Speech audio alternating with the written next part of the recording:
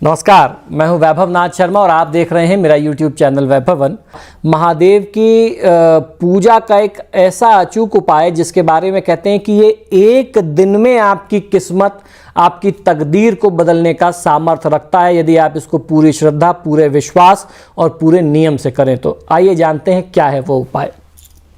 हमारे शास्त्रों और पुराणों में ये व्यक्त किया गया है, उजागर है कि भगवान शिव सगुण और निगुण यानी कि साकार व निराकार किसी भी रूप में अपने भक्त की सभी प्रकार की सांसारिक पीड़ाओं को समाप्त कर सकते हैं।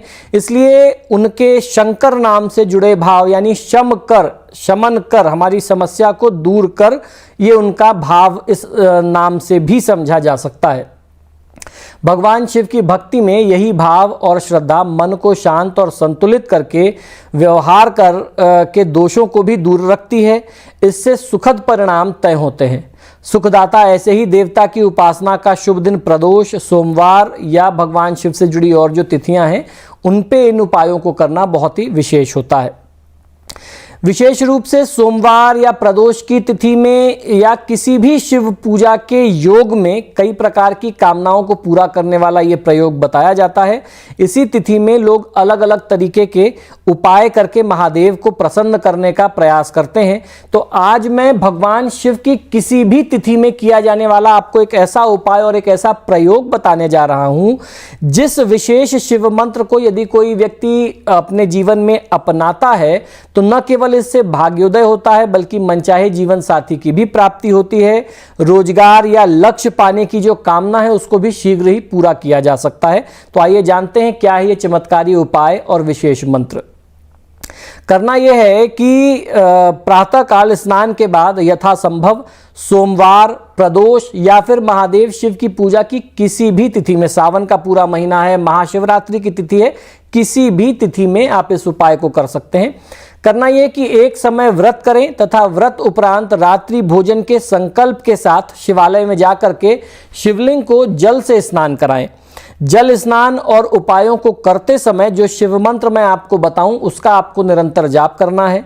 यह शिव मंत्र है ओम महाशिवाय सोमाय नमः।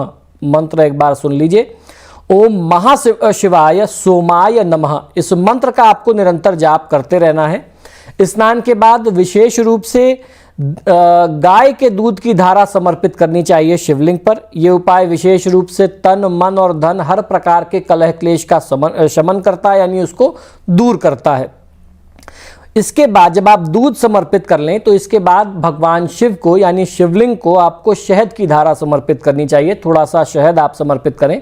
हमारे शास्त्रों में ऐसा मत है, खासतौर पर शिव पुराण के काशी खंड में, कि जिसको जीवन में आर्थिक समस्या हो तो उसको मीठा द्रव्य शहद या फिर गन्ने के रस से, इक्षु रस से भगवान शिव का अभिषेक करना चाहिए। इससे आपकी आजीविका में, नौकरी में, आपके व्यापार व्यवसाय में जो भी समस्या आ रही हो उनसे जुड़ी हुई किसी भी समस्या, किसी भी परेशानी का समाधान तत्काल जो है हो जाता है। इसके बाद जल से स्नान करा करके महादेव शिव को लाल चंदन लगाएं और उनका श्रृंगार करें। चंदन की प्रकृति शीतल होती है जिसे शिव पर लगाने से मान्यता है कि उस व्यक्ति को भी जीवन में सुख, शांति और धन की प्राप्ति होती है। जीवन में सुकून मिलता है। जो शांति, शीतलता जो चंदन में है वो आपके मन में आती है। तो जितनी भी आप जीवन की परेशानियों से जूझ रहे हो आपको शांति मिलेगी, दिमाग ठंडा रहेगा, तो आप ठंडे दिमाग से उस समस्या का समाधान ढूंढ पाएंगे। ये सब महादेव शिव की पूजा का चमत्कार है। शिव पूजा में ये चमत्कारी उपाय करने के बाद यथाशक्ति गंध, अक्षत, फूल, नैवेद्य अर्पित करके महादेव शिव की आरती करनी चाहिए। साथ ही शिव जी को चढ़ाए हुए दूध, शहद का चरणामृत के रूप में आप ग्रहण करें और चंदन लगा करके उसका तिलक वापस आपको शिवलिंग पर से उठा करके खुद अपने मस्तक पर लगाना चाहिए और ये मनोकामना करनी चाहिए कि आपकी जो भी समस्याएं हैं या जो भी आपने मनोकामना मानी है उसको पूरी करने की महादेव से आपको प्रार्थना करनी चाहिए। और जाने अनजाने अगर कोई भूल हुई हो जीवन में, पूजा विधान में, उसके लिए क्षमा अपराध प्रार्थना भी कर लेना चाहिए। जरूरी नहीं है कि आप पूजा पाठ में बहुत मंत्र इत्यादि जानते हो। शिव मानस पूजन का नियम तो ये है कि आप मन में ध्यान कर लीजिए, आपके पास कुछ नहीं है, आप मन में ध्यान कर लीजिए कि आप सोने चांदी रत्न हीरे जवाहरात से महादेव शिव का अभिषेक कर रहे हैं। महादेव उतने से प्रसन्न हो जाते हैं। और अंत में हाथ जोड़ करके प्रार्थना कर लीजिए, जो हमारे शास्त्रों में कहा गया, न मंत्रम नो जंत्रम तदपि न जाने तिथि महो। आप ये प्रार्थना करिए कि ना मैं कोई मंत्र जानता हूँ, ना कोई तंत्र जानता हूँ, ना कोई विधि जानता हूँ, फिर भी मैंने आपकी पूजा की है। मेरे पास सामग्री भी पूरी नहीं थी, जो कुछ भी था जैसे भी था, मैं आपका पुत्र हूँ, यथासंभव मैंने पूजा की है, उसको आप स्वीकार करें और मेरा कल्याण करें। इस तरीके से प्रार्थना कर लीजिए, आपकी मनोकामना अवश्य पूरी होगी। महादेव आपका कल्याण जरूर करेंगे। शिव पूजा से संबंधित किसी भी तिथि में ये उपाय करके आप लाभ ले सकते हैं। शिव पूजा की सामान्य विधि के साथ साथ शिव गायत्री मंत्र का प्रयोग आपको किस तरीके से करना चाहिए और जीवन के किन किन क्षेत्रों में ये शिव गायत्री मंत्र आपको लाभ दे सकता है। प्रदोष का सामान्य अर्थ रात का शुभारंभ माना गया है। सूर्यास्त होने के बाद जो सायंकाल आता है तो रात्रिकाल प्रारंभ होने के पहले के जो वो समय होता है, उस समय को प्रदोष काल शास्त्रों में कहा गया है। अर्थात तो सूर्यास्त और रात्रि के संधि काल को प्रदोष काल माना जाता है। मैंने कई बार अपने वीडियोस में आपको बताया भी है कि सूर्यास्त का समय हर अखबार में आता है। आप अपने लोकल अखबार में देख लीजिए कि सूर्यास्त कितने बजे हो रहा है। शास्त्र का ये प्रमाण है, शास्त्र में ये मत है कि सूर्यास्त के समय से लेकर के 2 घंटे 24 मिनट तक का समय, सिर्फ 2 घंटे 24 मिनट, 2 घंटे 20 मिनट भी नहीं और 2 घंटे 30 मिनट भी नहीं, 2 घंटे 24 मिनट, ये पुराने समय की अपनी कैलकुलेशन गणना है, काल गणना है। तो 2 घंटे 24 मिनट का समय जो होता है वो प्रदोष काल का समय होता है सूर्यास्त के समय से। तो उसको आप देख करके उस प्रदोष काल में अगर आप महादेव शिव की पूजा करते हैं, खासतौर पर प्रदोष की तिथि में, तो वो बहुत ज़्यादा प्रभावशाली होती है। और ये विधि, ये तरीका आप रोज भी अपना सकते हैं। तो एक अमूमन आप एक अंदाजन समय ले लीजिए कि अगर जाड़े का समय है और सूर्यास्त 5:30 बजे हो रहा है तो 7:24 तक का जो समय होगा वो प्रदोष काल का समय होगा। इस बीच के अंदर आपको पूजा कर लेनी चाहिए। तो इस तरीके से आप प्रदोष काल की गणना कर सकते हैं। इस व्रत को, यानी प्रदोष के व्रत को स्त्री और पुरुष समान रूप से कर सकते हैं, क्योंकि ये दोनों के लिए समान रूप से फलदायी बताया गया है। लेकिन स्त्रियां यह व्रत अधिक करती हैं। त्रयोदशी के दिन जो वार पड़ता है उसी के नाम पर प्रदोष का नामकरण कर दिया जाता है। इसके व्रत के फल भी जो हैं वो अलग अलग ही माने गए। जैसे सोम प्रदोष का लाभ और उसका फल अलग है, भौम प्रदोष का लाभ और उसका फल अलग है, गुरु प्रदोष का लाभ और उसका फल अलग है, शनि प्रदोष का लाभ और फल अलग है। ये 4 प्रदोष के नाम मैंने प्रमुखता से इसलिए लिए कि इसकी मान्यता बहुत ज़्यादा है। ऐसे तो शुक्र प्रदोष भी है, बुध प्रदोष भी है, इसके बारे में या इसका लाभ कम लेते हैं। और जो सोम प्रदोष, भौम प्रदोष, शनि प्रदोष है, इसका लाभ जनता ज़्यादा लेती है, या यूं कहें कि इसका प्रचार मीडिया के माध्यम से कुछ ज़्यादा हुआ है। हालांकि प्रदोष का फल, सभी प्रदोष का फल अपने आप में बहुत विशेष होता है, उसका लाभ आपको जरूर लेना चाहिए। ऐसा जन विश्वास है, यानी जनता का ऐसा विश्वास है कि प्रदोष का व्रत करने से अभिष्ट फलों की प्राप्ति होती है और सारे दुखों की निवृत्ति हो जाती है, यानी दुखों से मुक्ति मिलती है। और मात्र एक प्रदोष करने से 200 गौदान के तुलना के बराबर आपको पुण्य मिलता है। सोमवार को पड़ने वाला भगवान शंकर का प्रदोष व्रत विशेष रूप से पुण्यकारी माना गया है। ज्योतिष शास्त्रों के अनुसार क्रूर और तामसी स्वभाव के ग्रहों शनि और राहु की कुंडली में बुरे योग गंभीर और मृत्यु के समान शारीरिक और मानसिक पीड़ाओं को देने वाले सिद्ध होते हैं। इन ग्रहों के योग से ही व्यक्ति की कुंडली में कालसर्प योग, पितृदोष इत्यादि भी बनते हैं। ऐसा माना जाता है कि इन दोषों से मुक्ति के लिए किसी व्यक्ति के जीवन में लगातार उस व्यक्ति को बहुत सारे उपाय इत्यादि करने होते हैं, तब जाकर के इन दोषों से मुक्ति मिल पाती है। और कई बार अगर आपने सही तरीके से प्रामाणिक उपाय नहीं किए तो मुक्ति नहीं भी मिलती। तो उसका सबसे सरल और सबसे प्रामाणिक उपाय है कि आप महादेव शिव की शरण में चले आइए। धार्मिक मान्यताओं के अनुसार सारे ग्रह काल गणना के आधार हैं और चूंकि काल पर भगवान शिव का नियंत्रण है, इसलिए महाकाल यानी भगवान शिव की उपासना से ग्रह दोषों की शांति बहुत असरदार तरीके से हो जाती है। तो इसीलिए मैंने कहा कि आप लगातार प्रयास करते रहेंगे, पितृदोष और तमाम और अलग अलग काल सर्प दोष और शनि की पीड़ा, राहु केतु मंगल की पीड़ा, शायद आपको लाभ ना मिल पाए, लेकिन अगर आप महादेव शिव के उपासक हो जाते हैं, उनके शरणागत हो जाते हैं, उनकी शरण में चले जाते हैं, तो आपका कल्याण निश्चित है और ये ग्रह आपसे हमेशा दूर ही भागेंगे क्योंकि आप महादेव के भक्त होंगे। ऐसे में भगवान शिव के कुछ ऐसे अचूक मंत्र हैं जिनका जाप और प्रयोग करके उनका महात्म बहुत ज़्यादा है, ग्रह पीड़ा को दूर बहुत आसानी से ये मंत्र कर देते हैं। ऐसे में सबसे ज़्यादा प्रभावशाली और चमत्कारी है शिव गायत्री मंत्र। शिव भगवान की पूजा और शिव गायत्री मंत्र की जो प्रयोग विधि है उसको भी समझ लेना बहुत आवश्यक है कि किस तरीके से आप किसी विशेष तिथि में, प्रदोष में, सोमवार के दिन, सावन के महीने में या जो महीने में पड़ने वाली शिवरात्रि जिसे मास शिवरात्रि कहते हैं या महाशिवरात्रि कहते हैं, या आप नियमित अगर आप करना चाहें तो किस तरीके से करना चाहिए ये समझ लेना बहुत ज़रूरी है। शनिवार, सोमवार, शनि प्रदोष, अमावस्या के दिन या किसी भी विशेष और शुभ तिथि में, शिव पूजा की विशेष तिथि में भगवान शिव को गंध, अक्षत, पुष्प, धूप, दीप, नैवेद्य, फल, पान, सुपारी, लौंग, इलायची आपको समर्पित करना चाहिए। इसके बाद शिव गायत्री के दिव्य मंत्र का आपको जाप करना चाहिए। ये दिव्य मंत्र इस प्रकार है: ओम तत्पुरुषाय विद्महे महादेवाय धीमहि तन्नो रुद्र प्रचोदयात्। ऐसी धार्मिक मान्यता है कि शनिदेव परम भक्त हैं महादेव शिव के और भगवान शिव के आदेश के अनुसार ही शनिदेव जगत के हर प्राणी को उसके कर्मों के आधार पर दंड देते हैं। इसलिए शनि या राहु आदि क्रूर ग्रहों की अगर पीड़ा है, उसकी शांति के लिए आपको महादेव शिव की पूजा खासतौर पर सोमवार, प्रदोष या शनिवार की जैसी विशेष तिथियों में अवश्य करनी चाहिए। इससे आपको त्वरित चमत्कार अपने जीवन में दिखाई देने लगेगा और इन पीड़ा से भी आप मुक्ति बहुत आसानी से प्राप्त कर सकेंगे। मित्रों, आप दर्शकों की तरफ से ये प्रश्न पूछा गया कि भगवान शिव को कौन सा फूल, कौन सा पुष्प समर्पित करने से क्या लाभ मिलता है। तो इसके लिए भी हमारे यहाँ शिव पुराण में पूरा एक दिशा निर्देश है, पूरी गाइडलाइन है कि कौन सा पुष्प चढ़ा करके आप क्या लाभ ले सकते हैं। तो आइए जानता हूँ, आपको ये जानकारी देता हूँ और जिन लोगों ने प्रश्न किया था, आशा करता हूँ कि उनको इस वीडियो के माध्यम से उनका जवाब भी मिल जाएगा और वो संतुष्ट होंगे। लाल और सफ़ेद आंकड़े का यानी मदार का फूल चढ़ाने से, भगवान शिव की पूजा करने से, मदार के फूल से, लाल भी होते हैं सफ़ेद भी होते हैं, मोक्ष की प्राप्ति होती है। चमेली के फूल से भगवान शिव का पूजन करने से वाहन का सुख व्यक्ति प्राप्त करता है।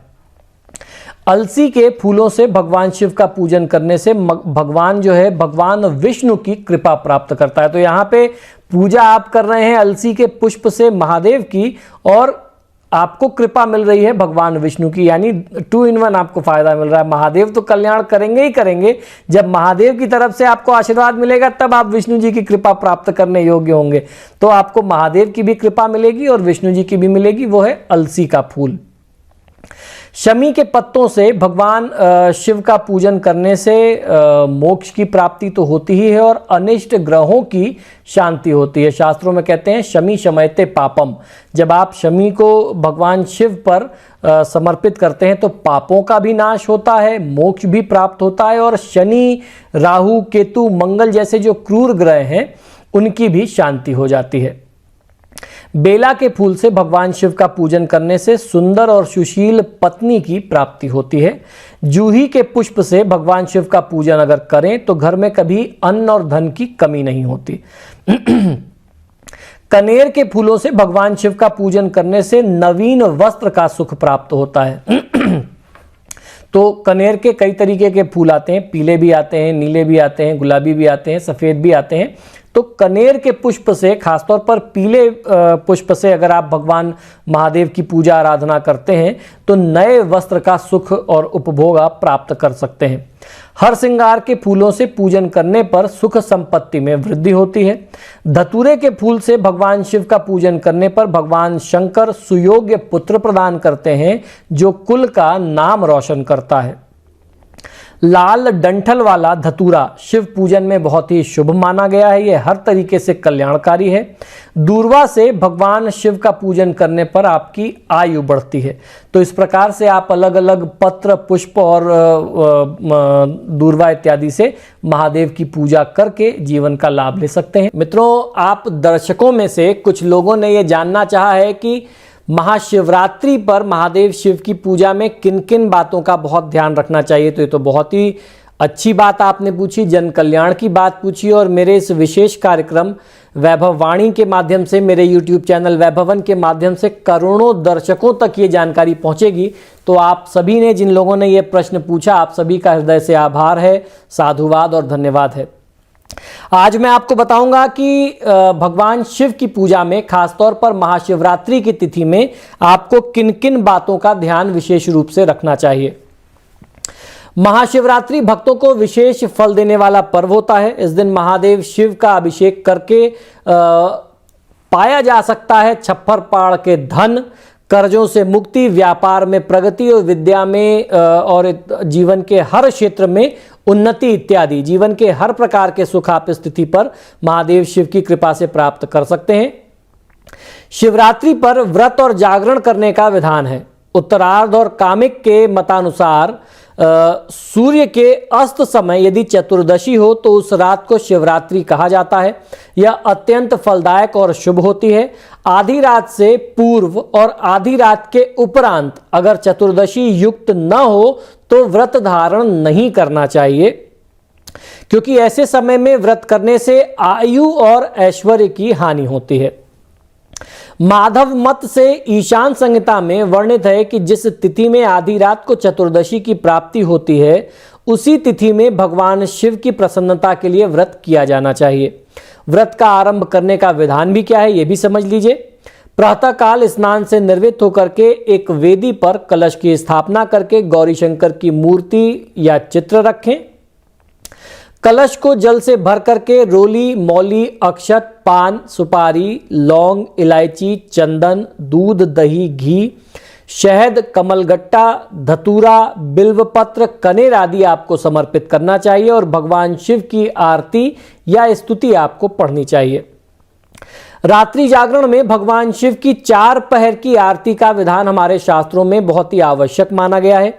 शिव पुराण का 8 पाठ कर पाना भी बहुत ही कल्याणकारी माना जाता है। चेतावनी क्या है, ध्यान रखने वाली बात क्या है? भगवान शंकर पर अर्पित किया गया नैवेद्य खाना निषिद्ध माना जाता है। त्रयोदशी के दिन एक समय आहार ग्रहण करके चतुर्दशी के दिन व्रत कर सकते हैं। विशेष किन बातों का आपको ध्यान रखना होता है? बेलपत्र भगवान शिव को अत्यंत प्रिय है। इसका चिकना भाग शिवलिंग से स्पर्श करना चाहिए।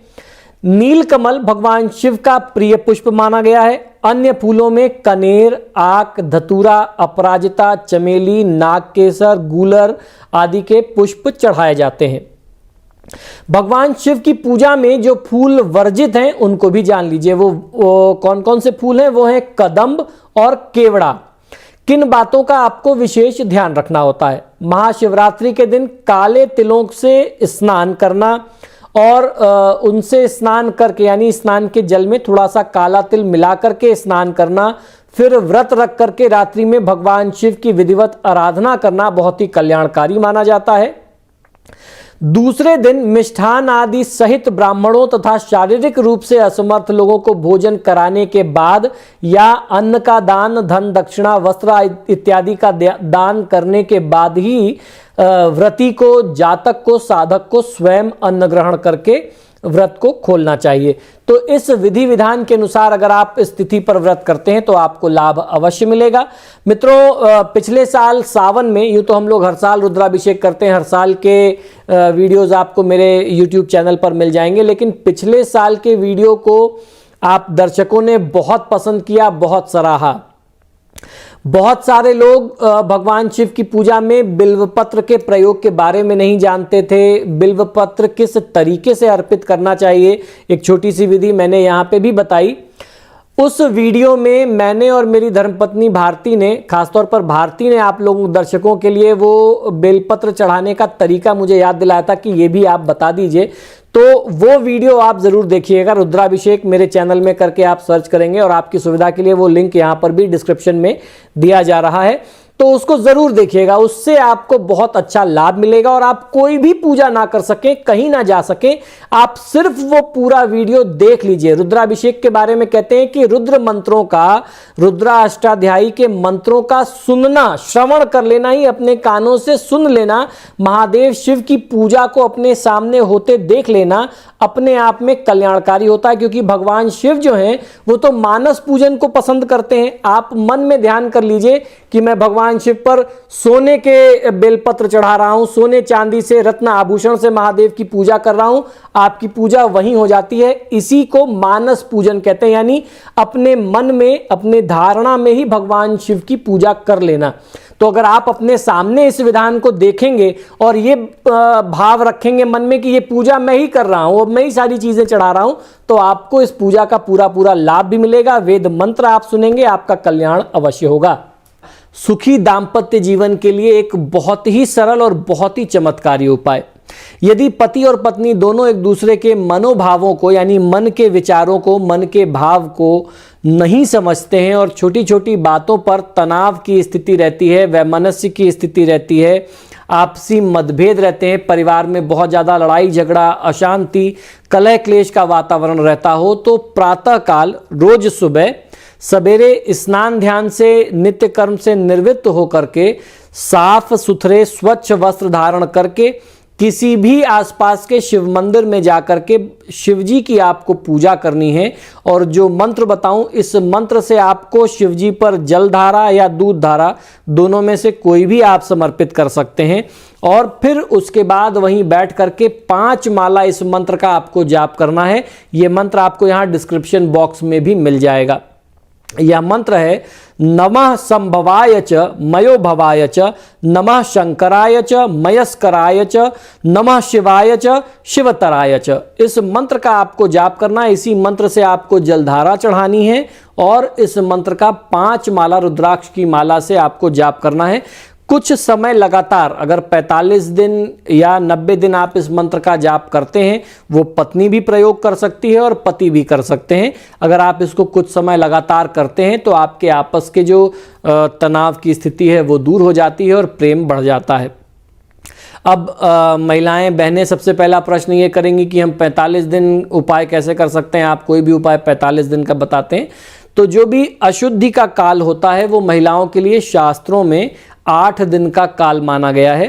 रजो निर्वृत्ति जो है पूर्ण रूप से शास्त्रीय विधि के अनुसार 8 दिन में होती है। तो आप जब तक शुद्ध हैं तब तक तो आप इस प्रयोग को करते रहेंगे। जब आप अशुद्ध हो जाएं तो अशुद्धि के पहले दिन से लेकर के 8वें दिन के बाद, आप उसके बाद जब स्वच्छ हो जाएं, शुद्ध हो जाएं, सिर धोने के बाद आप पुनः इस उपाय को आरंभ कर सकते हैं। पहले आपने जितने भी दिन किया था, 10 दिन, 12 दिन, 15 दिन, आगे जब आप शुरू करेंगे तो उसी के हिसाब से आपकी गिनती आगे से शुरू होगी। आपको 0 से पहले से नहीं शुरू करना पड़ेगा।